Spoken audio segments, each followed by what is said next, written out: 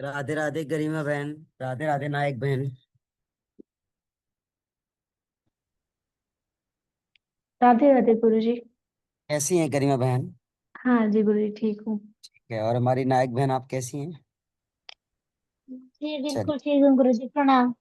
प्रणाम। जब आप फोन की उस टाइम हम थोड़ा गाड़ी ड्राइव कर रहे थे, इसलिए आपका फोन डिस्कनेक्ट कर दिए थे नायक बहन। ठीक है, कोई सोचे बात फिर नहीं। सोचे करेंगे, कर नहीं पाया ना अभी। थोड़ी सी कार्यक्रम में व्यस्तता थी।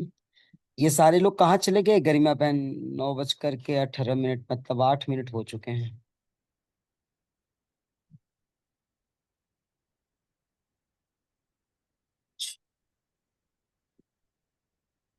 गुरु जी, आप जब फ्री हो तो मुझे एक एसएमएस कर देना टीम, तो मैं उसी टाइम में आपको कॉल करना चाहती हूँ। बिल्कुल बिल्कुल बिल्कुल, तो हम एक मिस करेंगे। कल हम आपसे वार्ता करेंगे ना, 4 बजे गुरु शाम। जी। ठीक है। जी 4 बजे शाम को करेंगे, हम खुद आपको कॉल कर लेंगे, आपका नंबर है हमारे पास। जी गुरु जी। यो गौतमी बहन आ गई हैं, सब लोग आ गए हैं। और मुझे लग रहा है अब और लोग आएंगे भी नहीं। तो गरिमा बहन आप प्रार्थना शुरू करें, फिर हम सत्र को प्रारंभ करेंगे। जी गुरु जी। सभी कमर गर्दन सीधी करके बैठ जाएंगे। हाथों को नमस्कार मुद्रा में करेंगे और आंखों को कोमलता से बंद करेंगे। 3 बार गहरी सांस लेके अकार, उकार और मकार का उच्चारण करेंगे। फिर गायत्री मंत्र पढ़ेंगे।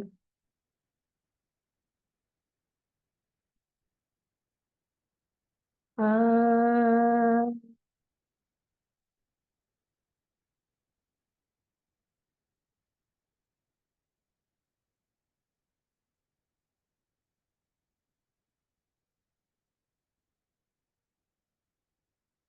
आ,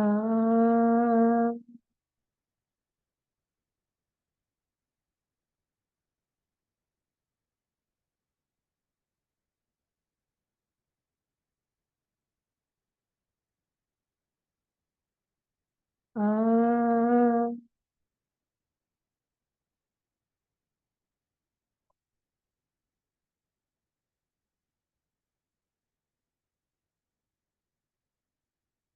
ॐ भूर्भुवः स्वः तत्सवितुर्वरेण्यं भर्गो देवस्य धीमहि धियो यो नः प्रचोदयात्। ॐ शांति शांति शांति। ओम श्री परमात्मने नमः। ओम श्री गुरुवेभ्यो नमः। ओम श्री मात पिता चरण कमलेभ्यो नमः। ओम सर्वेभ्यो नमः। अब हम सभी अपने हाथों को घर्षण करेंगे और हथेली की गर्भाहट को आंखों पर लगाएंगे और हथेली के अंदर ही कोमलता से अपनी आंखों को खोलेंगे। प्रणाम गुरु जी। प्रणाम। सभी को मेरा प्रणाम। धन्यवाद। कल कौन सा सूत्र हम सब पढ़े थे?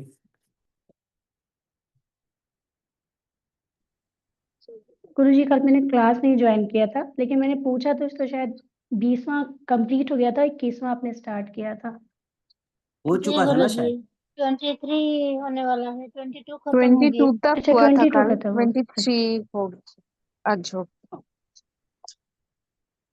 अच्छा ठीक है। क्या था वो?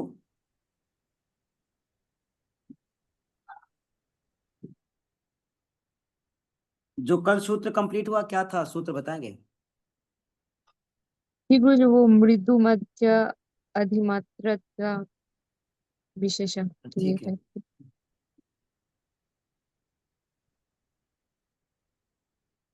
मुझे 30 सेकंड दीजिए।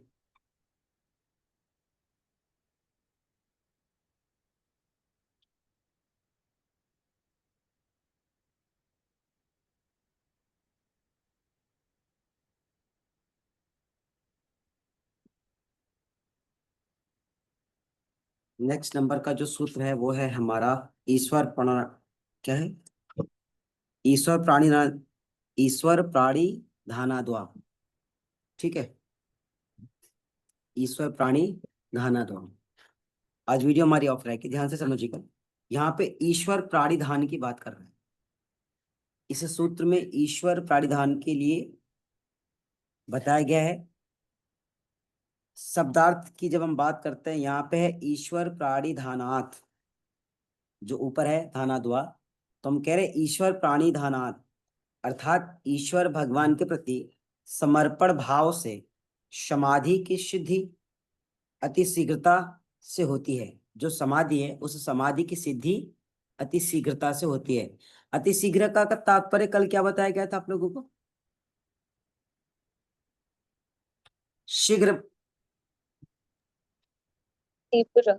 देखिए प्रयास करने वाले गुरु जी। नित प्रयास, निरंतर प्रयास, चरे वेती चरे वेती। और शीघ्र मतलब साधना में निरंतरता बनी रहे, तत्परता बनी रहे। संवेग का तात्पर्य वहां पे योग की साधना से था, कल के सूत्र में यही था गौतमी बहन। जी गुरु जी। ठीक है, तो यहाँ पे ईश्वर प्राणिधान की बात कर रहा है, अर्थात ईश्वर प्राणिधान का मतलब है यहाँ पे कि शीघ्र समाधि की प्राप्ति के लिए जो कह रहा है ईश्वर प्राणिधान के द्वारा, अर्थात जो पूर्व का सूत्र है उस पूर्व के सूत्र में जो वर्णित तीव्र संवेग वाले साधक की बात कही गई थी। कहते हैं वर्णित तीव्र संवेग वाले साधक को अतिरिक्त ईश्वर के प्रति समर्पण भाव रखने से, ईश्वर के प्रति दया का भाव रखने से, ईश्वर के प्रति करुणा का भाव रखने से, ईश्वर के प्रति प्रेम का भाव रखने से समाधि तथा उसके फल की प्राप्ति उसे शीघ्र होती है। ध्यान से समझिएगा, यहाँ पे समाधि की और समाधि के फल की प्राप्ति की शीघ्रता की जो बात कही गई, वहां पे शीघ्रता का तात्पर्य नित और निरंतर से था, और जो संवेग की बात है वो योगी की साधना से, अर्थात योगी की साधना में भी आपको अपनी ईश्वर के प्रति एक आस्था, एक विश्वास, एक प्रेम का भाव रखना होगा। आपको पता है कि जो आपसे बहुत स्नेह करता है, अगर हमसे और आपसे गलतियां होती है तो हमसे और आपसे नाराज भी बहुत ज्यादा होता है। याद कीजिए, जी गुरु जी। आपसे जो ज्यादा स्नेह करेगा, आपसे जो ज्यादा जुड़ाव रखेगा, या जिसको आपकी फिक्र या चिंता रहेगी, वो आपसे ज्यादा नाराज भी होता है। जिससे कोई फिक्र नहीं, कोई चिंता नहीं, उसे कोई नाराजगी भी नहीं होती है। उसको लगता है कि फिर हमारा आपका लेना देना ही क्या है। हमारी बात समझ में, आगे चलते हैं। यहाँ पे कहते हैं बिना किसी लौकिक फल की इच्छा, बिना किसी लौकिक फल की चाह रखे बिना आप अपनी योग की साधना को नित और निरंतर करें। अर्थात जब हम योग का अभ्यास करें, योग की साधना में हम रत हों, तो उस योग की साधना को करते हुए फल की इच्छा मत रखिए आप लोग। किसी चीज की प्राप्ति की इच्छा मत रखिए आप। लालसा और मीमांसा की इच्छा मत रखिए आप। आकांक्षा की इच्छा मत रखिए आप। क्यों? जहाँ पे इच्छाएं हैं, जहाँ पे लालसाएं हैं, जहाँ पे मीमांसा है, वहां जहाँ पे आकांक्षाएं हैं, जहाँ पे अपेक्षाएं हैं, उन सारी जगहों पे उपेक्षाएं होनी तय है। और अगर उपेक्षा होगी तो आपको दुख होगा। अगर आपने अपेक्षा ही नहीं रखी तो आपको कुछ भी प्राप्त हो या प्राप्त न हो, आपको दुख नहीं होगा। ठीक है, इसलिए साधना करते समय साधना के फल के बारे में विचार न करें। हम सब ऐसे साधक हैं कि साधना की शुरुआत ही फल की भाव से करते हैं। एम आई राइट, रॉन्ग? जी गुरु जी। सही हम है। सब साधना की शुरुआत ही फल की इच्छा रख करके करते। क्या? ये वाला आसन इतनी बार करो बेली फैट कम हो जाएगा, वो वाला उतनी बार करो टमी सही हो जाएगा, डमी सही हो जाएगा। ये जो हम सब करते हैं, करने में कोई बुराई नहीं है, लेकिन करने से पहले तो एक इच्छा मन में पाल लेना आपने। और आजकल तो बड़े अच्छे अच्छे ट्रेनर है, 3 सेट ये वाला, 2 सेट ये वाला, 5 सेट ये वाला, इतना बता देते भाई। उस सेट को कभी साइंटिफिकली, क्या वैज्ञानिक दृष्टिकोण से वो जो सेट आपने बना करके डाला है, क्या वो सेट सही है? उसका साइंटिफिक दृष्टिकोण क्या है? और जितना गलत सेट है उतना ज्यादा व्यूअरशिप है उसके। ऐसा भी है, चेक कर लीजिएगा आप लोग। लेकिन वो साइंटिफिकली ठीक है या नहीं, ये आपके शोध का विषय है रोशनी बहन। दूसरा, हम सब उसको देख करके हम सब शुरू भी कर देते हैं ना। और आजकल आपको खबरें मिलती है कि जिम में पता चला किसी को हार्ट अटैक आ गया, प्रैक्टिस के समय हार्ट अटैक आ गया, योग करते समय किसी को, है ना, क्षति पहुंच गई। ये सब क्यों हो रहा है? ये सब अज्ञानता के कारण है। त्रुटिपूर्ण व्यवहार कर रहे हैं हम सब। योगी की साधना के लिए यहाँ पे बताया गया था कि योग की साधना जो है, उस योग की पथ पर चलते समय जिन संसाधनों का, जिन नियमों का, जिन साधनों का उपयोग करने के लिए बताया गया है, उन्हीं का उपयोग किया जाए, उनके नियम का पालन किया जाए और फिर ही उन साधनाओं को किया जाए। तो यहाँ पे बिना किसी लौकिक फल की इच्छा रखे, बिना किसी लौकिक फल का चाह रखे, पूर्ण भक्ति भाव से उपासना करते हुए अपने समस्त कर्मों को, अपने समस्त कार्यों को, है ना, ईश्वर को अर्पण कर दीजिए, ईश्वर को समर्पण कर दीजिए बिना किसी लौकिक फल की इच्छा रखे। वही ईश्वर प्राणिधानाथ है। मतलब जो कुछ भी आप कर रहे हैं वो सब किसकी मर्जी है? ईश्वर की मर्जी है। ठीक है। इसकी मर्जी का एक एक आपको एग्जाम्पल देते हैं आज। शाम का समय था, 7 o'clock पे तिरंगा यात्रा सबको पता है पूरे देश में चल रही है। हम लोगों के भी योगासन खेल संघ का, फेडरेशन का और ओलंपिक संघ का एक कार्यक्रम बहुत सुंदर था। उस कार्यक्रम से हम शाम को 7 बजे फ्री हुए, क्योंकि सारे मीडिया और सारी प्रशासन की टीम सब हर जगह सपोर्ट कर रही है, आपको पता है, पूरी टीम लग करके। वहां से जब हम निकले तो मुझे कल 15 अगस्त थे, कल अपनी सिस्टर को 12 टी-शर्ट पहुंचाने थे, क्योंकि वो प्राइमरी की टीचर है और शांति बहन को पता है, रोशनी बहन को शायद नहीं पता, वो मुंबई में रहती है। हमारे यहाँ प्राइमरी के बच्चों के पास ना तो अच्छे कपड़े होते हैं, ना अच्छे ड्रेस होते हैं, ना अच्छे शूज होते हैं, है ना। लेकिन उनके जो गवर्नमेंट उस मतलब उस स्कूल के विद्यालय के जो टीचर्स होते हैं, उनकी सैलरी बहुत हाई होती है, या बहुत अच्छी खासी सैलरी होती है। उसकी बिल्डिंग बहुत जर्जर होती है, लेकिन वहाँ पे जो बच्चे हैं वो बड़े मतलब सामान्य घर से आते हैं बेचारे। तो उन लोग, एक्चुअली क्या है कि सिस्टर हमारी जो छोटी है वो वहाँ पे टीचर है, वो भी एम्प्लॉई है, गवर्नमेंट एम्प्लॉई। तो वो बच्चों का इवेंट तैयार की थी, तो उसने हमसे कहा था भैया मुझे टी-शर्ट, 12 बच्चों का टी-शर्ट, मुझे न्यू टी-शर्ट देना, वाइट टी-शर्ट। मैं उन्हें योगा का प्रोग्राम प्रिपरेशन करवा दी हूँ, मुझे कल उन्हें टी-शर्ट और लोअर के साथ, लोअर मैंने ले लिया ब्लैक, वाइट टी-शर्ट तो मुझे भेज देना। टी-शर्ट मैं नहीं पहुंचा पाया और आज मुझे शाम को जाना था। मेरे घर से जो दूरी थी वो थी डिस्टेंस 50 किलोमीटर, 50 किलोमीटर की डिस्टेंस थी। और मुझे शहर में इतना जाम कि आप 4 व्हीलर नहीं निकाल सकते, इतनी रश, इतनी रश। ये हुआ कि हम लोग स्कूटर से या बाइक से जाएंगे। जब आधे रास्ते हम लोग पहुंचे, मतलब मुश्किल से 3-4 किलोमीटर गए होंगे, जब हाईवे पे पहुंचे तो वहां पे एक सज्जन मिले। तो वो एक जगह खड़े थे, अभिवादन करते हुए उन्होंने रोका, हम लोग वहीं पे रुके। और फिर उन्होंने कहा कि आप इतनी रात को कहाँ जा रहे हैं? तो हमने कहा कि ये जा रहे हैं, हम भदोही जा रहे हैं, है ना, दूसरे जिले, अपने जिले से दूसरे डिस्ट्रिक्ट में जाना था। तो उन्होंने कहा क्या कार्य है? मैंने कहा ये कार्य है और सुबह पहुंचना जरूरी है। तो उन्होंने कहा अरे आचार्य जी आप क्यों परेशान हो रहे हैं, हमारा भी स्कूल वहीं पे है, हम रोज मिर्जापुर से जाते हैं। तो मैंने कहा तब क्या आप इतनी रात में बिना मतलब के जाएंगे, 2 घंटे लग जाएंगे और फिर आने जाने में आप बहुत परेशान हो जाएंगे, आप मत जाइए। ऐसा कीजिए मुझे दे दीजिए, मैं रोज स्कूल जाता हूँ, मैं इसे कल सिस्टर को दे दूंगा। तो मैंने उससे बात की और फिर मैंने कहा सर का नंबर ले लो, ये तुम्हें हैंड ओवर कर देंगे। अब सोचिए, मैं वहां से ये प्लान करके निकला कि घर पे 10 बजे तक मैं वापस आ जाऊंगा। और मैंने सोचा था रोशनी बहन को फोन करेंगे कि आप ग्रुप में मैसेज छोड़ दीजिएगा, लेकिन मैंने उस समय फोन भी नहीं किया। मैं वहां गया, वो मुझे अभिवादन के स्वरूप रुके, मिले। और मेरे मन में विचार रहा था कि हे ईश्वर, ये कैसा मतलब परीक्षा ले रहे हो आप हैं, और अब कल की सुबह के फिर से इवेंट है, क्या करेंगे, चलो कोई बात नहीं, तेरी मर्जी, ये भाव से निकले हम गरिमा बहन। अब वो सज्जन मिल गए और उन्होंने मेरे हाथ से पैकेट ले लिया, बोला कि आप गुरुजी आप घर जाओ, ये आपका समय से पहले कल हम पहुंचा देंगे। ये किसकी मर्जी थी? ये ईश्वर की मर्जी थी। शांति बहन, ये ईश्वर की मर्जी है ना। क्यों? क्योंकि मेरे मन में आया है ईश्वर ये कैसी परीक्षा ले रहा हो। फिर देखो उन्होंने परीक्षा तो लिया, लेकिन हम नाराजगी नहीं व्यक्त किए कि हे ये क्या कर रहे हो, दिन भर से थके थे, परेशान है, और फिर ये क्या काम है। नहीं, क्रोध भी नहीं दिखाया, गुस्सा भी नहीं किया, उसकी मर्जी मान करके कार्य के लिए फिर चल पड़े।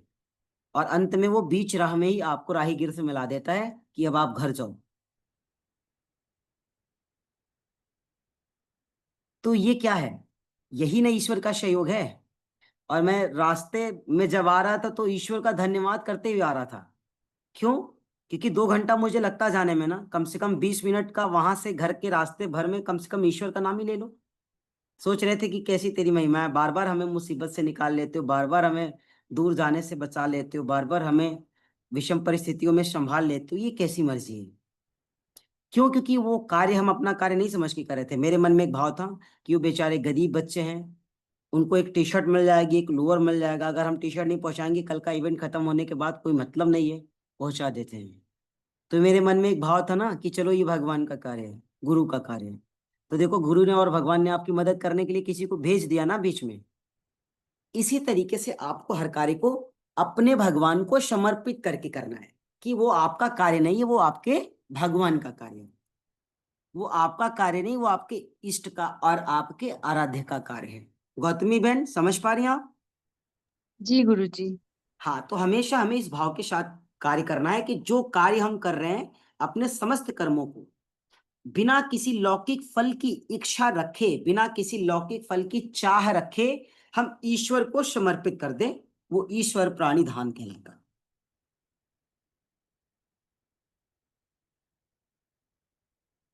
एग्जाम्पल के तहत और आपको एक बात बता देते, कहते जिस प्रकार एक विद्यार्थी जब किसी गुरुकुल में प्रवेश लेता है, तो आपको पता है, एक विद्यार्थी जब किसी गुरुकुल में प्रवेश लेता है तो वह अपने समस्त गुणों को, वह अपने समस्त दोषों को, वह अपने समस्त कार्यों को अपनी गुरु को अर्पण कर देता है। पता है, तभी तो हम सब कहते हैं गुरु ब्रह्मा गुरु विष्णु गुरु देवो महेश्वर, गुरु साक्षात परब्रह्म तस्मै श्री गुरुवे नमः। तो वो जो विद्यार्थी है, जब गुरु की शरणागत जाता है, तो अपने सभी शुभ कार्य को, अशुभ कार्य को, गुणों को, दोषों को, सबको मतलब उस गुरु को ही भगवान मान करके, उस गुरु को सब कुछ मान करके समर्पित कर देता है। जब वो अपना सब कुछ गुरु को अर्पण कर देता है, तो इसके बाद गुरु जी उसकी पात्रता के अनुसार उसे ज्ञान देते हैं, उसकी पात्रता के अनुसार उसे गुण सिखाते हैं, उसकी पात्रता के अनुसार उसे साधना सिखाते हैं, उसकी पात्रता के अनुसार उसे जीवन में आगे बढ़ने के लिए प्रेरित करते हैं। और जब उसके पात्रता के अनुसार उसे गुणों से, ज्ञान से पूर्ण करते हैं, भरपूर करते हैं, तो वह उसी ज्ञान के सहारे, उसी गुणों को सहारे अपनी दोषों को घटाने का कार्य करता है, उसी ज्ञान के सहारे अपनी दोषों को कम करने का कार्य करता है, उसी ज्ञान के सहारे अपनी अज्ञानता को कम कर ज्ञान की प्रकाश की ओर चलने के लिए खुद को तैयार करता है, तथा जीवन को अंधकार से प्रकाश की तरफ ले जाता है। किसके कारण? उस गुरु के कारण। इसलिए सर्वप्रथम उस शिष्य को, है ना, जिसने अपनी समस्त कर्मों को गुरु को समर्पित करके, गुरु को अर्पण करके अपनी यात्रा की शुरुआत की, उसके जीवन की यात्रा की समस्त बागडोर वह गुरु संभाल लेता है। उसके जीवन के समस्त कर्मों का जो बागडोर है, उसका गुरु संभाल लेता है। क्यों? कर्म तो वह करता रहता है, लेकिन उस कर्म को करने की प्रेरणा कहां से मिलती है? उसको गुरु के माध्यम से। उस कर्म को सत्कर्म में बदलने की प्रेरणा कहां से मिलती है? गुरु के माध्यम से, ईश्वर रूपी गुरु के माध्यम से। इसलिए कहते हैं कि जब एक आचार्य, जब एक गुरु अपने शिष्य के प्रति अपनी उत्तरदायित्वों का पालन करते हुए,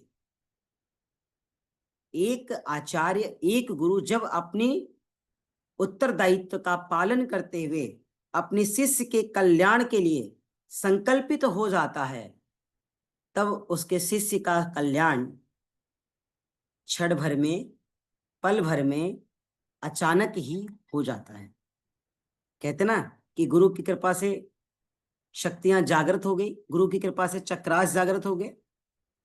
आप बताइए, लौ और कुश के अंदर इतनी शक्ति कहां से आ गई? बताइए, लव और कुश के भीतर इतनी शक्ति कहां से आ गई? हनुमान जी को भी उन्होंने बांध दिया। अब बताओ, हनुमान जी हालांकि ठीक था, वो अपनी बल का प्रयोग करते तुड़ा सकते थे, लेकिन एक बार तो भयभीत कर दिया ना, बांध दिया ना। शत्रुघ्न ले गए थे लड़ने ना, कौन गया था? शांति बहन, लव और कुश से लड़ने कौन गया था? शत्रुघ्न ही तो गए थे।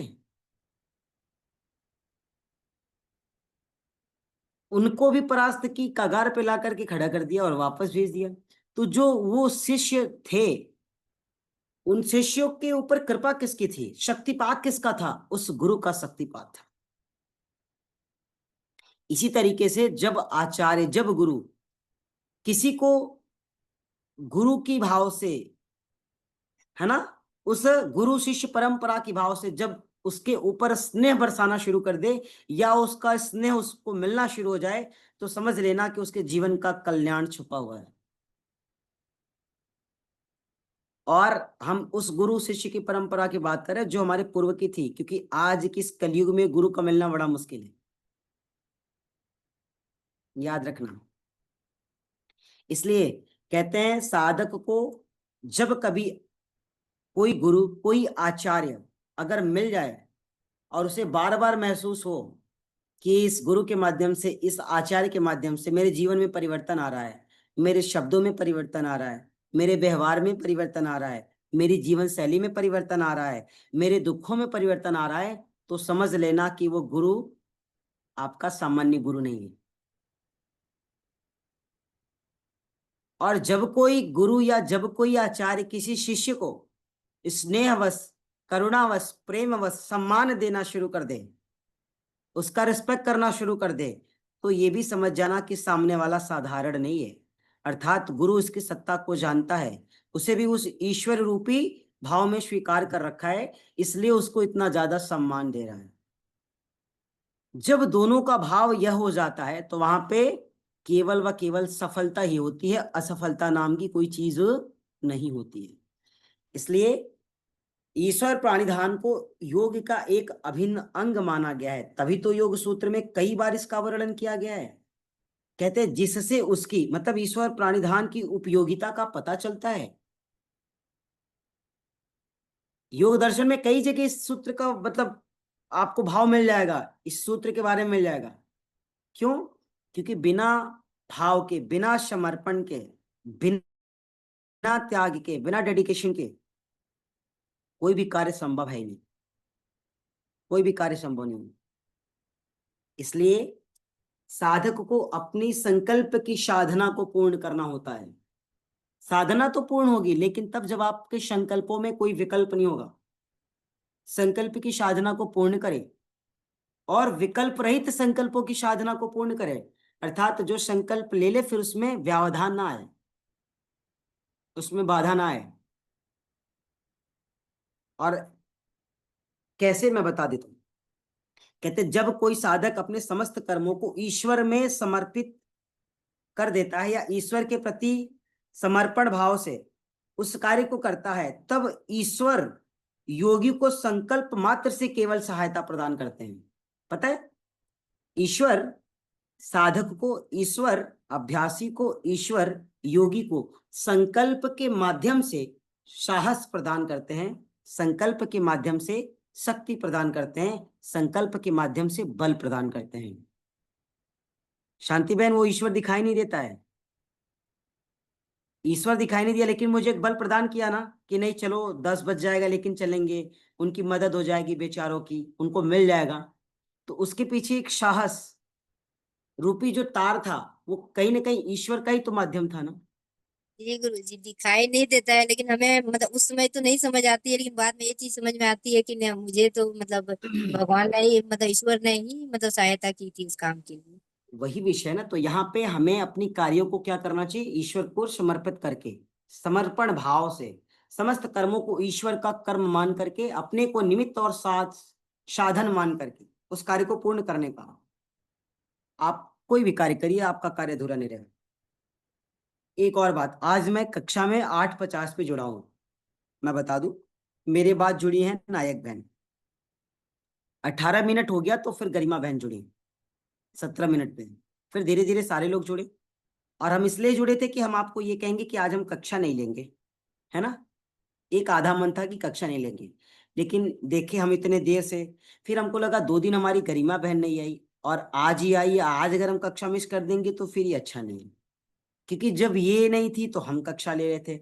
आज ये बड़े भाव के साथ जैसे भी समय निकाल करके आई तो हम कह दे कि आज हम कक्षा फिर मिस कर रहे हैं, तो इनके भाव पे क्या बीतेगा, इनको कैसा लगेगा। हमने केवल इनके चेहरे, इनके भाव को देख करके मैंने कहा आज वीडियो ऑफ करके कक्षा लेंगे, आज आपकी कक्षा ले लेते।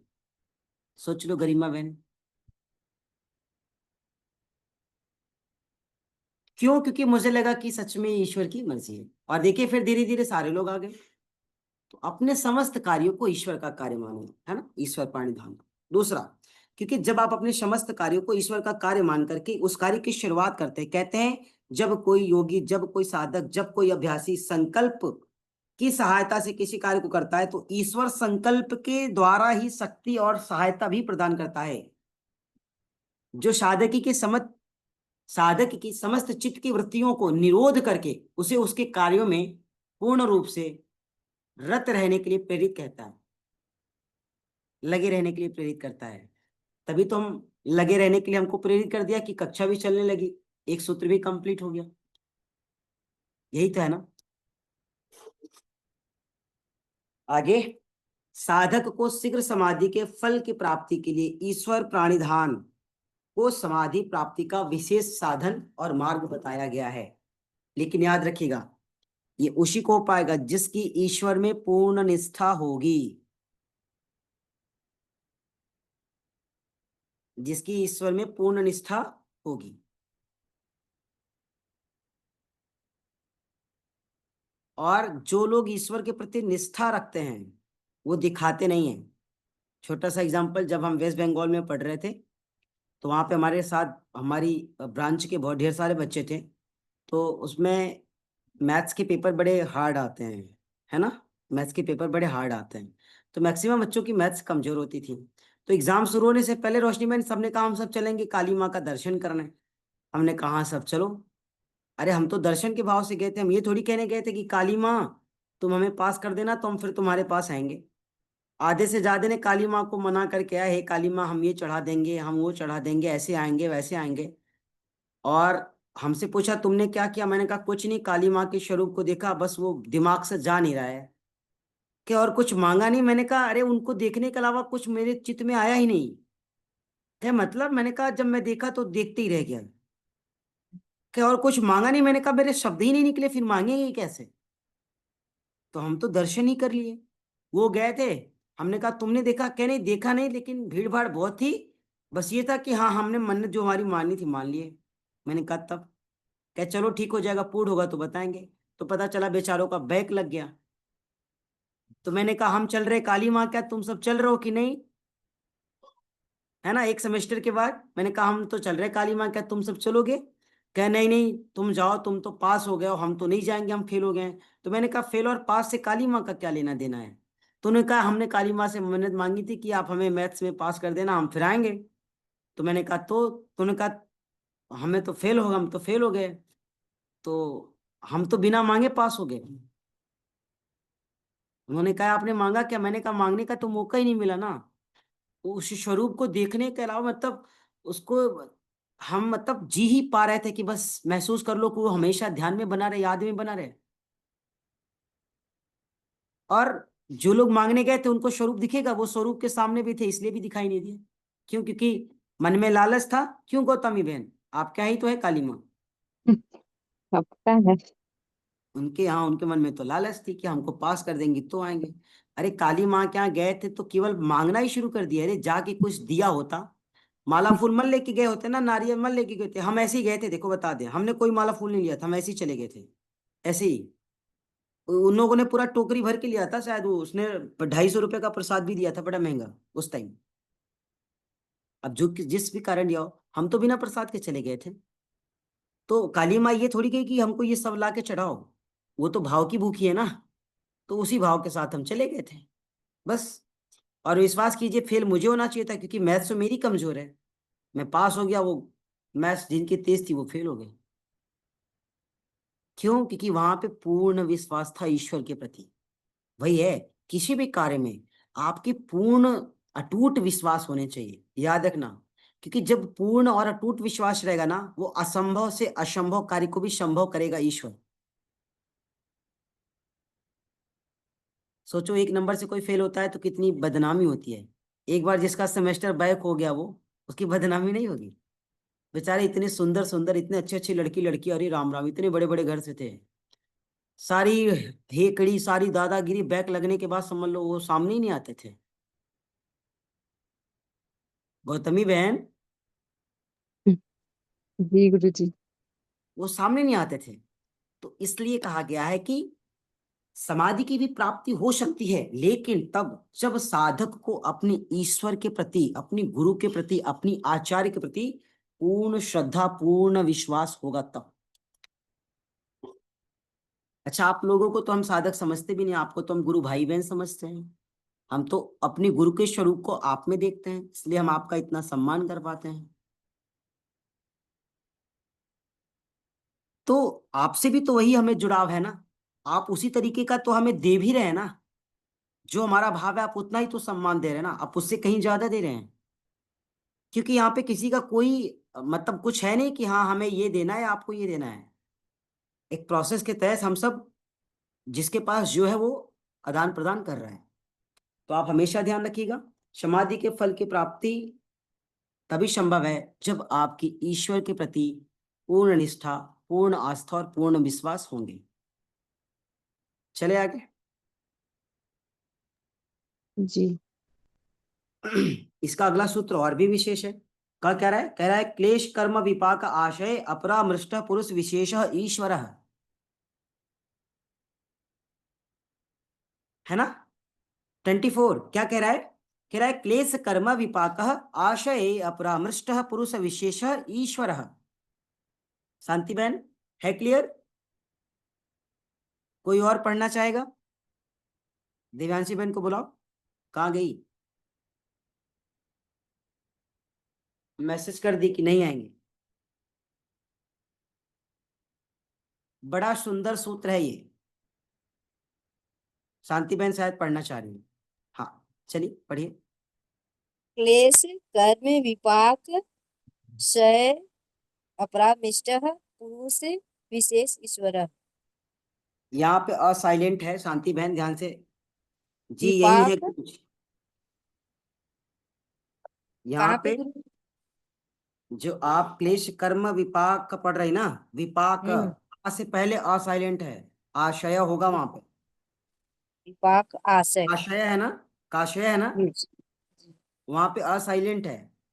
क्या कह रहा है? क्लेश कर्म विपाक आशय अपरामृष्ट पुरुष विशेष ईश्वर। रोशनी बहन पढ़ लेंगी शायद इसी तरीके से, पढ़ो एक बार दोबारा देखो, क्योंकि गीता के श्लोक तो अच्छे से पढ़ लेते हैं आप। क्लेश कर्म विपाक आशय परामृष्ट पुरुष विशेष ईश्वर। हाँ बस परामृष्ट को अपरामृष्ट कर दीजिएगा, हाँ अपरामृष्ट है ना। हाँ क्लेश कर्म विपाक आशय अपरामृष्ट पुरुष विशेष ईश्वर। अच्छा। ठीक है। तो ठीक है। हाँ हाँ पूछिए पूछिए पूछिए। नहीं गुरुजी, जो वो पुस्तक मेरे पास है उन लोगों ने वहां पे क्लेश कर्म विपाक काशय ही दिया हुआ है, एक साथ दिया हुआ है ये पूरा वर्ड। आशय, हाँ एक साथ हमारे पास भी लिखा हुआ है, लेकिन हाँ उसको तोड़ोगे नहीं तो समझ में कैसे आएगा। क्लेश, अच्छा क्लेश एक हुआ, कर्म दूसरा, विपाक तीसरा, आशय हाँ। चौथा, हम्म। अपरामृष्ट और पुरुष विशेष अपरामृष्ट अलग है, पुरुष विशेषा अलग है, ईश्वर अलग है, अलग है। ईश्वर अलग। देखिए इसमें क्लेश एक विषय, कर्म दूसरा, विपाक तीसरा, आशय चौथा, अपरामृष्ट पांचवा, पुरुष विशेषा छठा और ईश्वर सातवां। जी गुरु। ठीक है, यही फायदा है हमारे और आपके साथ पढ़ने में। अब आगे चलते हैं। गौतमी बहन को समझ में आया कि नहीं? जी गुरुजी। हम लोग कहेंगे गौतमी बहन से पढ़ने के लिए, तो कहीं ऐसा ना हो कि बंगाली में पढ़ दे सबके सिर से पास हो जाए, हैं?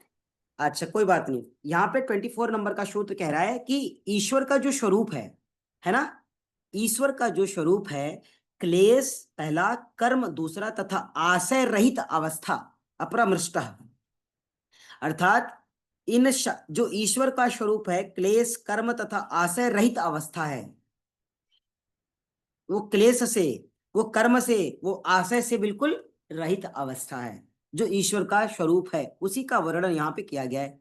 ईश्वर के स्वरूप का वर्णन किया गया है, गुरु जी, क्लेश कर्म और आशय। हाँ बताएं।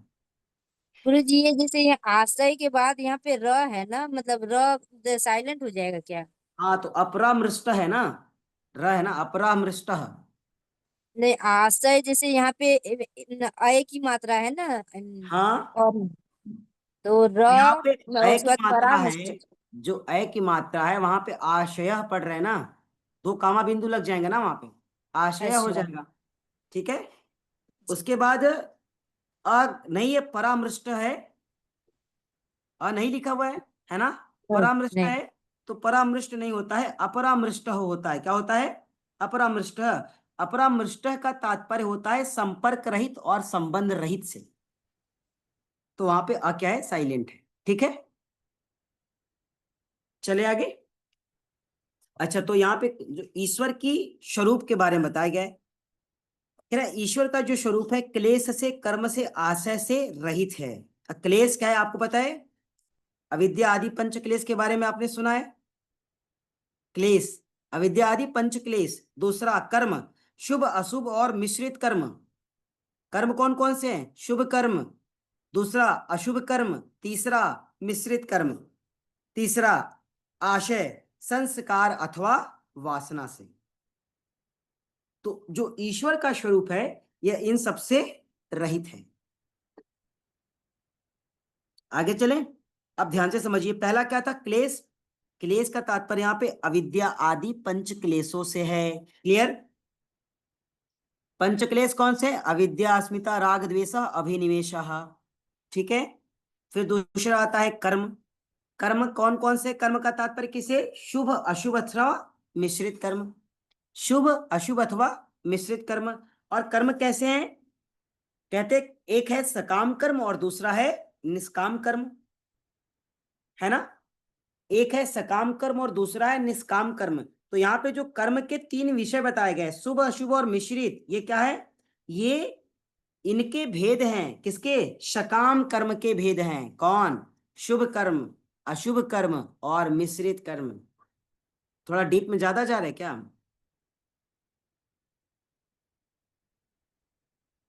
अरे भैया पढ़ लो ना, एक साल की कोर्स में ना पढ़ पाए, 3 महीने की कोर्स में पढ़ लो, क्या जाता है?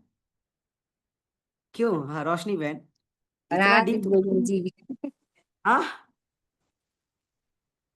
बताइए गुरु जी। हाँ वही कह रहे हैं। जैसे हमने कहा यहाँ पे क्लेश की बात कही जा रही है, सूत्र का पहला वर्ड ही है क्लेश, कर्म विपाक। तो क्लेश जो है, क्लेश का तात्पर्य यहाँ पे अविद्या आदि पंच क्लेश से है। तो जो अविद्या आदि पंच क्लेश है उसके अंतर्गत कौन कौन से क्लेश आते हैं? पहला अविद्या, दूसरा अस्मिता, तीसरा राग, चौथा द्वेष और पांचवा अभिनिवेश। अब बात करते हैं नंबर 2 की, कर्म की। तो कर्म क्या कह रहा है? कह रहा है कर्म का तात्पर्य यहाँ पे शुभ कर्म 1, अशुभ कर्म 2 और मिश्रित कर्म 3। यह 3 प्रकार के कर्म बताए गए। लेकिन कर्म केवल 2 प्रकार के होते हैं। कर्म रहित कर्म के केवल 2 प्रकार होते हैं जो मुख्य होते हैं। पहला जिसे कहते हैं सकाम कर्म और दूसरा जिसे कहते हैं निष्काम कर्म। और ये जो यहाँ इसमें 3 प्रकार के कर्म बताए गए हैं, जो एक शुभ है, एक अशुभ है और तीसरा मिश्रित है। ये क्या है? ये सकाम कर्म जो है ना, उस सकाम कर्म के 3 भेद हैं। जैसे यम के भेद हैं, नियम के भेद हैं, वैसे यहाँ पे सकाम कर्म के 3 भेद बताए गए, जो कि शुभ अशुभ और मिश्रित कर्म। ठीक है, चले आगे। अब बात विपाक की कर लें, है ना। क्लेश कर्म विपाक। विपाक का तात्पर्य किससे? कर्मों के फलों से। आप जो कार्य कर रहे हैं उसके फलों से है। विपाक का तात्पर्य किससे? कर्मों के फलों से। फिर क्या कह रहा है? क्लेश कर्म विपाक है आशय। आशय का तात्पर्य यहाँ पे भोगों के संस्कारों से है। आशय का तात्पर्य किससे? ये नहीं कि किसी से आशा लगा के रखना, कोई आशा और आशय होना नहीं। यहाँ पे आशय का तात्पर्य ही भोगों के संस्कारों से है। नेक्स्ट, अपरामृष्ट। क्लेश कर्म विपाक है आशय अपरामृष्ट। अपरामृष्ट का तात्पर्य यहाँ पे संपर्क रहित और संबंध रहित। नेक्स्ट, पुरुष विशेष। जो पुरुषों में विशिष्ट चेतना वाला हो उसे पुरुष विशेषः कहा जाता है। क्या कहा जाता है? पुरुष विशेष। जो विशिष्ट चेतना वाला, उच्च चेतना वाला, श्रेष्ठ चेतना वाला होता है उसे पुरुष विशेषः कहा जाता है। कहते ना ये बड़े विशेष पुरुष हैं, ये बड़े विशेष शिक्षक हैं, ये विशेष गुरु हैं। मतलब पुरुषों से विशिष्ट, पुरुषों में विशिष्ट, गुणों में विशिष्ट, आचरणों में विशिष्ट, किसी में विशेषता हो उनकी। ठीक है, नेक्स्ट, ईश्वर। वह कौन है? ईश्वर है। वह कौन है? ईश्वर। अर्थात यहाँ पे सूत्र कह रहा है कि अविद्या, अस्मिता आदि पंच क्लेशों से, शुभ अशुभ और मिश्रित कर्मों से, उस कर्म के फलों से, उन फलों के भोगों के संस्कारों के संबंधों से रहित जो विशिष्ट चेतना है, वही विशेष चेतना, वही विशिष्ट तत्व ईश्वर है। अब बात आ गई समझ में? अब लोग, ईश्वर कौन है, ईश्वर कौन है, ईश्वर कहाँ है, बात समझ में आ गई? कहते ना ईश्वर कौन है, ईश्वर कहाँ है? गौतमी बहन, जो भी ईश्वर के बारे में पूछे, जो भी ईश्वर कहे कौन है ईश्वर, कहाँ है ईश्वर, कैसा है ईश्वर, उसे कुछ मत बताओ, उससे केवल एक लाइन बोलो, क्लेशः कर्म विपाकः आशय परामृष्टः पुरुष विशेषः ईश्वर। आप ऐसे बोल देना, वो दोबारा बोलेगा भी नहीं कि इसका मतलब क्या होता है। गरिमा बहन, हम गलत कह रहे हैं? कोई अगर शांति बहन पूछे ईश्वर कौन है, अच्छा आप योगी हैं, जरा बताइए ईश्वर कौन है, तो आप बड़े आराम से मुस्कुराइए और उनको बताइए कि क्लेश कर्म विपाक आशय अपरामृष्ट पुरुष विशेष। बताइए कि योग दर्शन के प्रथम पाद के 24 नंबर के सूत्र में ईश्वर के प्रतिपादन का वर्णन किया गया, ईश्वर की भाव का वर्णन किया गया, ईश्वर का वर्णन किया गया है, और वहां पे ये साफ शब्दों में लिखा हुआ है कि क्लेश कर्म विपाक आशय अपरामृष्ट पुरुष विशेष ईश्वर। जहां एक लय में बोले ना, वो हाथ जोड़ लेगा, कहेगा अच्छा ठीक है धन्यवाद। उसके पल्ले पड़े चाहे पल्ले ना पड़े, चाहे उसे समझ आए या ना आए। लो, अब कोई नहीं बोल रहा है। हाँ, गौतमी बहन तो देखो एकदम वो वाली इमोजी भेज दी कि सही बात है गुरुजी, तो बिल्कुल पूछेगा ही नहीं। तो यहाँ पे ईश्वर का वास्तविक स्वरूप वही है, अर्थात जो अविद्या आदि पंचक्लेशों से, शुभ अशुभ और मिश्रित कर्मों से, उस कर्मों के फलों से, उस फल के भोगों के संस्कारों से संबंधित जो भी विशिष्ट चेतन तत्व है, वही ईश्वर है।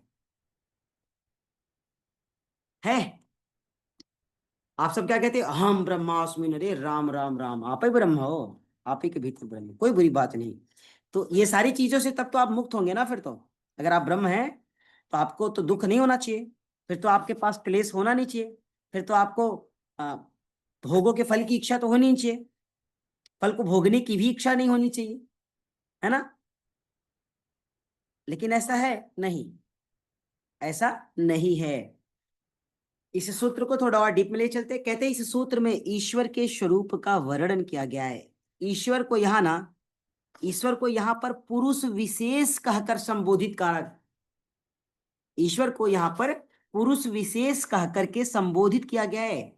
और सूत्रकार कहते हैं वह पुरुष विशेष ईश्वर जो सभी कलेशों से, सभी शुभ और अशुभ तथा मिश्रित कर्मों से, उन कर्मों के फलों से एवं उन भोगों के संस्कारों से रहित है, उसका इन सब से कोई संबंध नहीं है, उनका इन सब से कोई लेना देना नहीं है, वही ईश्वर के स्वरूप है, वही ईश्वर है।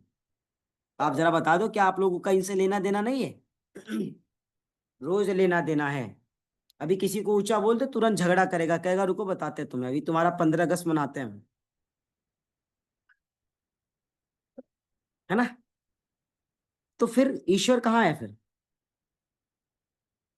ईश्वर है, आप उसे, हम उसे जानने की कोशिश ही नहीं करते हैं, और ढूंढने के लिए चले जाते हैं।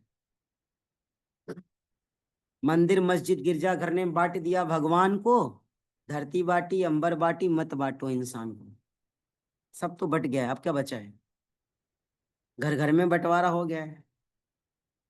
अगर भगवान में बंटवारा ना हुआ होता तो शायद आज घर घर में भी बंटवारा ना होता, है ना? ये मेरे साईं जी हैं, ये इनके गुरु नानक जी हैं, ये इनके यीशु जी हैं, ये उनके जीसस हैं, ये मेरे ब्रह्मा जी है, वो मेरे राम जी हैं, है ना? यही तो है ना? तो सब तो बट गए, तो फिर भाव कैसे नहीं बटेंगे बताओ आप? विचार कैसे नहीं बटेंगे? बटेंगे। इसलिए योग ही वो साधना है, योग ही वह पैरामीटर है, योग ही वह साधन और संसाधन है जिस पर चल करके, जिसे स्वीकार करके हम लोगों में एक रूपता ला सकते हैं। क्लेश रहित, पहला था क्लेश ना, क्लेश रहित का मतलब है इस संसार में जितने भी दुख हैं उन सब दुखों का मूल कारण ही क्लेश होता है।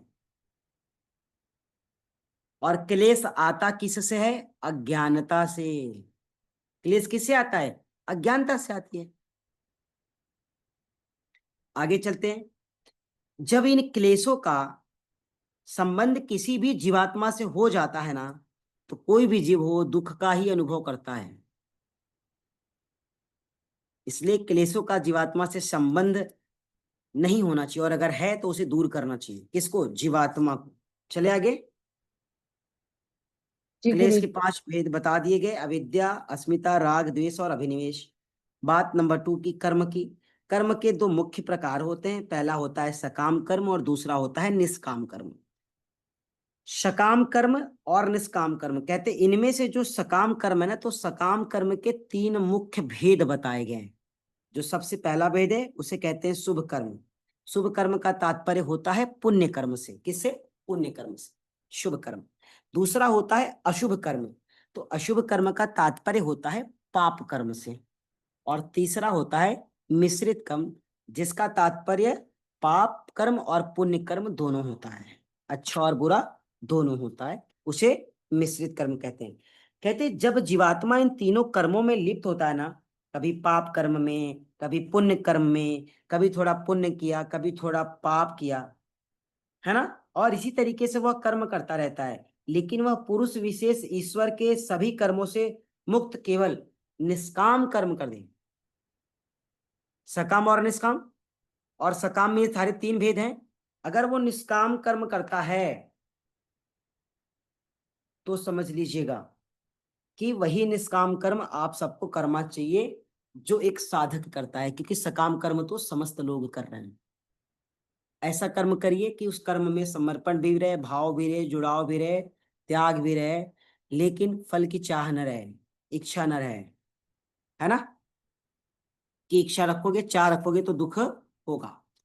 नंबर 3 विपाक। कहते हैं विपाक होता है कर्म फल, कहते हैं कर्मों के फल को विपाक कहते हैं। जो पाप कर्म करता है वो दुख को भोगता है, जो पुण्य कर्म करता है वह सुख को भोगता है, लेकिन जो पाप और पुण्य दोनों कर्म करता है, मिश्रित कर्म करता है, वही सुख और दुख दोनों को भोगता है। और यहाँ पे संसार में मैक्सिमम लोग क्या करते हैं? सुख और दुख दोनों में रहते हैं। क्यों? क्योंकि जाने अनजाने में उनसे पाप भी हो जाता है, और जब जानकारी होती है तो पुण्य भी कर लेते हैं। क्यों? तो मिश्रित कर्म हो गए। तो मिश्रित कर्म के कारण ही उनके जीवन में सुख भी आता है, फिर दुख चला आता है, फिर दुख जाता है तो सुख चला आता है, अर्थात एक जाता है और एक आता है, ये लगा रहता है। आगे चलते, आशय रहित। कहते हैं मनुष्य के भीतर कर्मों के फल को भोगने के बाद जो संस्कार बन जाते हैं ना, उन्हें आशय कहते हैं। अर्थात आप किसी कर्म के किए, उस कर्म का फल आप भोग लिए, है ना, उस कर्म का फल आप क्या किए? भोग लिए। और उस कर्म के फल को भोगने से जो आशय बनता है ना, वो साधक के जीवन में, वो जीवात्मा के जीवन में सुख दुख भोगने से उनके अंदर उन आशयों का जो संस्कार रह जाता है ना, वो संस्कार नहीं रहना चाहिए, उसे दग्ध बीज कर देना चाहिए। क्योंकि किसी भी चीज को आप जीते हैं तो वो चीजें फिर हमेशा वैसी तो रहती नहीं, लेकिन यादों में बनी रहती है। वो समय हमारा कितना अच्छा था, उस समय घर का माहौल कितना अच्छा था, उस समय ये कितने अच्छे थे, हमको कितना मानते थे ना, शुरू शुरू में हमें कितना मानते थे, हमें कितना स्नेह करते थे, अब हमसे स्नेह नहीं करते हैं। पहले हमारी कितनी रिस्पेक्ट करते थे, अब तो हमारा रिस्पेक्ट भी नहीं करते हैं। क्यों गरिमा बहन? सही बात है कि गलत? भाई आप लोग तो बहुत अनुभवी है, मैं अपनी बात बता रहा हूँ। हाँ, अब वो भी कहते हैं कि आप तो शुरू में बहुत स्नेह करते थे, बहुत, अब तो स्नेह ही नहीं करते। आप तो पहले बहुत रिस्पेक्ट करते थे, अब तो आप अवॉइड करते हैं, अब तो आप इग्नोर करते हैं। लो, अरे भाई मैंने तो ऐसा भाव ही नहीं मेरे भीतर। क्यों किसी को लगता है? क्योंकि जैसे जैसे साधक की व्यस्तता बढ़ती जाती है, जीवन में कार्य बढ़ता जाता है, समस्त कार्य बढ़ता जाता है, वैसे ही सारी चीजें एक जैसी नहीं रहती ना, तो धीरे धीरे समय कम होता जाता है। एक समय के बाद देखो, एक माँ जिस लाल को अपनी कोख से जन्म देती है, उसे अपनी सीने से, अपनी छाती से लगा करके सुलाती है, दूध पिलाती है, रखती है, एक समय के बाद उसका बेटा उसके साथ नहीं रहता है। उसका कमरा अलग हो जाता है, उसका रूम अलग हो जाता है, उसका बेडरूम अलग हो जाता है, सब हो जाता है। तो क्या हम माँ के साथ इतने साथ दिए पूरा जीवन क्यों नहीं रह सकते? क्योंकि वो प्रकृति का नियम है, वो नियम है, वो विधान है, वो विधि का विधान है। तो इसी तरीके से आप आए, समय था, बहुत स्नेह किए, बहुत रिस्पेक्ट किया, बहुत केयर किया। थोड़ा समय का अभाव है, रिस्पेक्ट वही है, भाव भी वही है, समय का अभाव है। तो वहां पे साधक के भाव तो बदल जाएंगे ना। बदलते कि नहीं? आप लोग तो ऐसे बैठे जैसे आप, हाँ, सब एकदम, आप लोग के जीवन में कभी कुछ हुआ ही नहीं है, एकदम ऐसे ही है, एकदम जैसे शुरू में आए थे वैसे ही है। सपने दिखाए थे कि हाँ 7 जन्म तक साथ रहेंगे, अब कहते हैं भगवान पता नहीं हमारी कहाँ से किस्मत फूटे थे, हमें तुम मिल गए हैं। क्यों बदल जाता है भाव? क्यों? क्योंकि यहाँ पे आशय, इच्छा शक्ति, चाह बढ़ जाती है ना? उस चाह को कम कर दो, चीजों को सामान्य कर दो, और जो भगवान जैसी व्यवस्था देना उसकी व्यवस्था समझ करके स्वीकार करो। क्यों? क्योंकि भगवान ने एक डोर से बांधा है आपको, है ना? एक डोर से आपको बांधा है। ये थोड़ी कहा है कि आप जैसे अब उस डोर को चाहे वैसे घुमाओ, नहीं। पतंग कट गई तो कभी कभी आधी डोरी चली जाती है, परिधि खाली हो जाती है, पूरी डोर चली जाती है। तो वो भी भगवान की मर्जी है। ये जीवन का डोर जिसने बांध दिया है ना, उस डोर को इतनी मजबूती के साथ बांध के रखना, इतने प्रेम से पकड़ के रखना कि उसमें कभी टूट ना उत्पन्न हो। क्योंकि अगर टूट गई ना, तो फिर आप जोड़ तो दोगे लेकिन गांठें तो पड़ ही जाएगी। इसलिए जीवन की भी ऐसी ही व्यवस्था है। जब साधना करो ना, तो समर्पण के साथ करो। किसी से जुड़ो ना, तो निश्चल भाव से जुड़ो। वहां पे कोई पॉलिटिक्स नहीं होना चाहिए, कोई राजनीतिक द्वंद्व नहीं होना चाहिए, कोई द्वेष और बदले की भावना नहीं होनी चाहिए। जब उस भाव से आप कार्य करते हैं ना, तो आपके संस्कारों को रुकने नहीं देता है। क्यों? क्योंकि आप समस्त कार्य करते हुए ईश्वर को समर्पित करते हुए आगे बढ़ते हैं। तब किसी तरीके का आशय, इच्छा शक्ति आपके भीतर रही नहीं जाती है। आप करते गए, आगे बढ़ते गए, करते गए, आगे बढ़ते गए, करते गए, आगे बढ़ते गए। जिसको कभी कभी करना है वो कहेगा नहीं, संजो के रखना है। जो रोज वही कार्य कर रहा है, तो फिर कितना रखेगा? जिस तरीके से ज्यादा फोटो रखने से फोन हैंग करने लगता है, मेमोरी भर जाती है, तो फोन बंद हो जाती है, या फिर वो धीरे धीरे काम करती है। वैसे ही जीवन है। जब ज्यादा चीजों को अपनी विचारों में, ज्यादा बुरी चीजों को अपने संस्कारों में, जेहन में आप रखेंगे, तो जीवन में ग्रो नहीं कर पाएंगे, आगे नहीं बढ़ पाएंगे। चीजों को छोड़ने सीखिए, चीजों को त्यागना सीखिए, चीजों को दूर करना सीखिए, ना करना सीखिए, मना करना सीखिए। नहीं कर पाएंगे तो ऐसे ही लोलुपता और भावुकता में जीवन को ऐसे ही गवाते चले जाएंगे, और ये सोच करके कि जो भी होगा अच्छा होगा। गरिमा बहन, जो भी होगा अच्छा होगा। कभी लालच में, मोह में मत फंस जाना। हे राम, छोड़ देंगे तो हमारी दाल रोटी कैसे चलेगी? अरे भगवान ने इतने जानवर, इतने जीव जंतु यहाँ भेज रखा, उसकी रोजी रोटी कैसे चल रही जरा पता करो। उसकी व्यवस्था कैसे चल रही है जरा पता करो। तो जब उसकी व्यवस्था चल सकती है, तो आपकी भी व्यवस्था चल सकती है। आप बस अपने निश्चल भाव से, प्रेम के भाव से, समर्पण की भाव से अपनी समस्त कर्मों को गुरु का कर्म, गुरु का कार्य समझ करके नित्य और निरंतर चरैवेती आप कर्म करते रहिए। आपको एक श्रेष्ठ अवस्था, एक उच्च अवस्था, है ना, एक विशिष्ट अवस्था मिलने में देर नहीं लगेगी। बात समझ में आ रही है? और आप ये ट्रस्ट बना के रखना, जो आप हो वो कोई नहीं है। विश्वास करो, जो आप हो वो कोई नहीं है। आपका कोई कॉपीराइट हो ही नहीं सकता है। हो सकता है क्या? चलो दोबारा कोई ज्वाला भाई को ला ले एक बार। ला लो भाई। आप ज्वाला भाई, तुम दूसरी गरिमा बहन को ला लो, शांति बहन। नहीं ला सकते, नहीं ला सकते भाई। प्रेम का कोई कॉपीराइट नहीं होता है। जो बालक अपनी माँ का स्तनपान किया होगा ना, उसका कोई कॉपीराइट नहीं होगा। जो पिता अपनी पुत्र को जिस अंगुली को पकड़ा करके चलना सिखाया होगा ना, उसका कोई कॉपीराइट नहीं होगा। इसलिए आपका कोई कॉपीराइट नहीं है, याद रखना। आप ना कहना सीखो, मना करना सीखो। जो छोड़ेगा वो पछताएगा आपको। आप किसी को छोड़ करके पछताने वाले नहीं हो, इतना दृढ़ संकल्प होना चाहिए।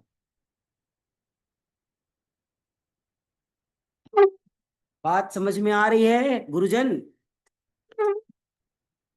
जी गुरुजी। हाँ, इसलिए जी गुरु। आप ईश्वर के सबसे विशेष अंश हैं, ईश्वर के विशेष दूत हैं, भगवान के सबसे अच्छे अंश हैं, और सबसे बेहतर आप कर सकते हैं, याद रखिएगा।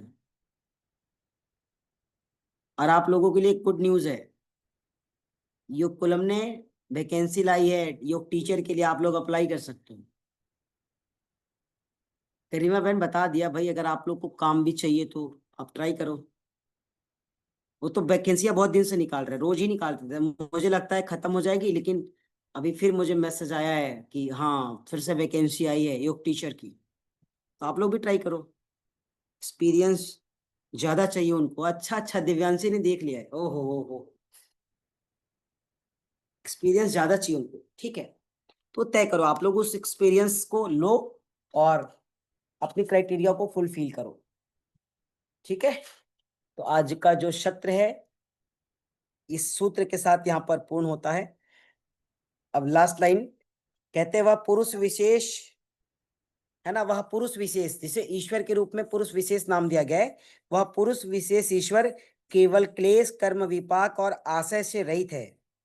और अगले सूत्र में उस ईश्वर की विशेषताओं का वर्णन किया गया है।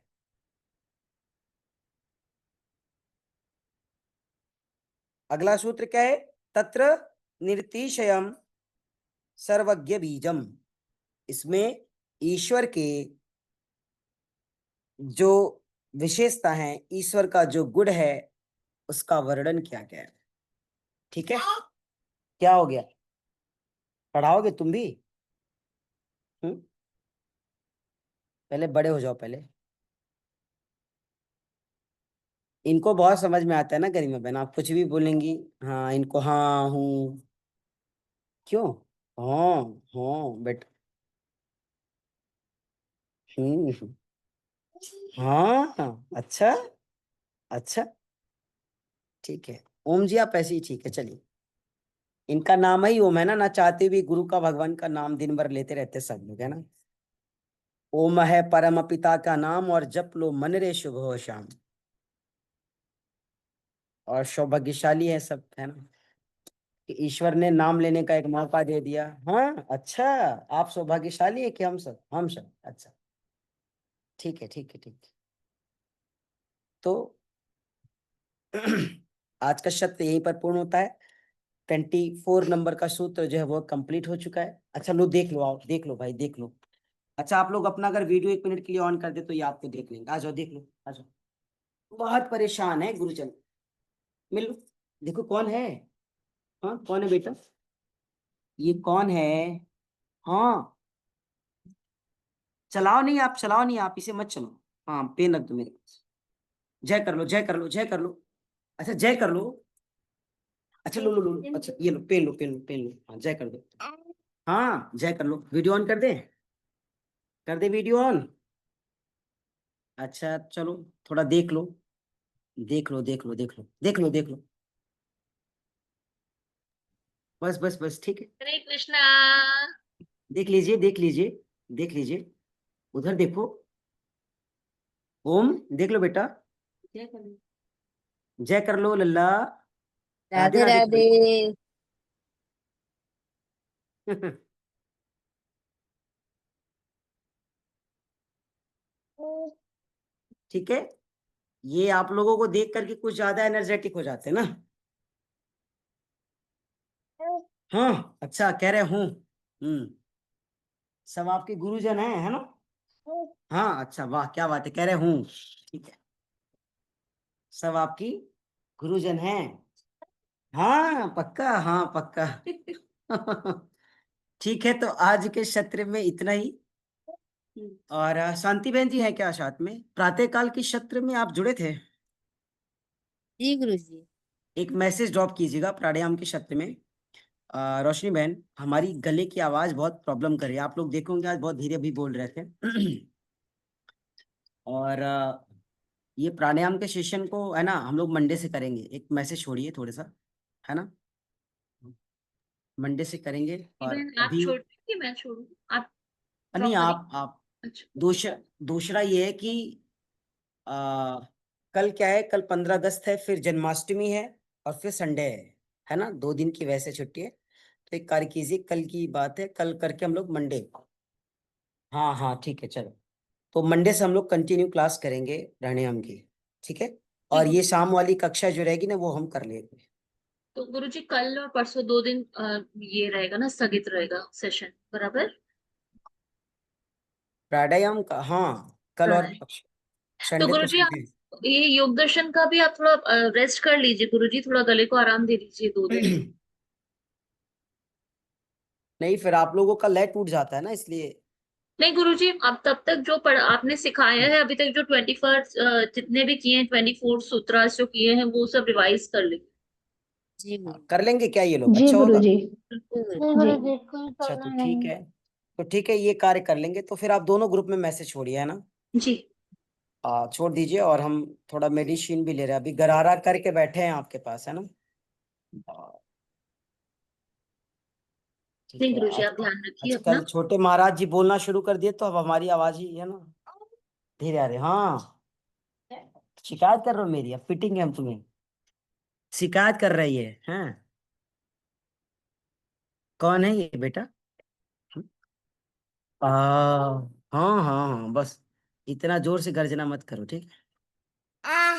हट, तो भाई हटो। कल इन्होंने लैपटॉप में चढ़ चढ़ के पता नहीं क्या कर दिया था ना, इसलिए आपकी आवाज नहीं सी आ रही थी। पूरा इसी पे लेट जाते हैं, जैसे इनको इनको पता है कि आपको ये ना शायद शीशे इस कैमरे में से निकाल लेंगे। हर किसी के चेहरे पे ऐसे हाथ मारते हैं जैसे वो चित्र सहित आपको ये बाहर निकाल के लेके चले आएंगे। देखिए, है ना। बस करो बेटा, बस करो, बस करो। अच्छा, नए नए स्वर सुनने को मिलेंगे आपको। सही बात है। ठीक है, तो आज के सत्र के लिए इतना ही, हम सब फिर मिलेंगे, और सभी को बहुत ढेर सारी शुभकामनाएं, है ना। और आप लोग अच्छे से 15 अगस्त श्री कृष्ण जन्माष्टमी को सेलिब्रेट करें, और उसी भाव से, है ना, जिस भाव से सबका हित हो, जिस भाव में सर्व सुखाय सर्वहिताय का भाव हो, उस भाव से। और तब तक हम रोशनी बहन का दिया हुआ और गौतमी बहन का दिया हुआ कंटेंट हमारे पास है, धीरे धीरे हम देते रहेंगे लोगों को 2-3 दिन तक, ठीक है। और नायक बहन से कल हम शाम को 4 बजे बात कर लेंगे, चल रहे आपके पास, ठीक है। तो ठीक है आज, हाँ आज के सत्र के लिए इतना ही, और हम सब फिर मंडे से मिलेंगे, है ना। ठीक है, सभी को राधे कृष्ण, राधे कृष्ण। राधे कृष्ण राधे गुरुजी। कृष्ण गुरुजी। ठीक है, राधे कृष्ण।